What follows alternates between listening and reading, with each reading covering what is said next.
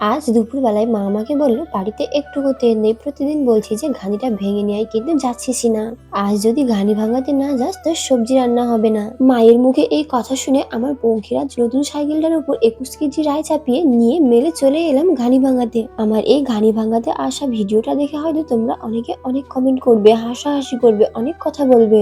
বলাটা যদিও বা ঠিক, কেননা আমি একটা মেয়ে, আর মেয়েরা সাধারণত এসব কাজ করে না, খুব কম অংশ মেয়েরাই করে। আজ শুধু ভিডিও করার জন্যই যে ঘানি ভাঙাতে এসেছি এমনটা কিন্তু নয়। ছোট থেকে, মানে যবে থেকে আমি টাকা পয়সা হিসাব করতে শিখেছি তবে থেকে হাট করা, রেশন করা, মিলে কোনো কিছু পিষতে নিয়ে আসা আমি আর আমার বোন দুজনে মিলেই করি। তোমরা সবাই জানো যে আমার বড় ভাই নেই, আর আমার আব্বুও সবসময় বাড়িতে থাকে না, আর আমার কোনো কাকুও নেই, আমার আব্বু একাই। তাই এমন অনেক কাজই আছে যা আমাদের দুই বোনকে করতে হয়। এইসব কাজ করি বলে আমাদের নিজেদের কিছু মনে হয় না, কিন্তু কখনো যদি কেউ কিছু বলে তখন খুব খারাপ লাগে, লজ্জা লাগে। কারো কথা শুনে কিছু মনে করলে হবে না, নিজেদের কাজ নিজেদেরকেই করতে হবে, কারণ প্রতিবেশীদের সবসময় পরনিন্দা পরচর্চা করাটাই তাদের কাজ।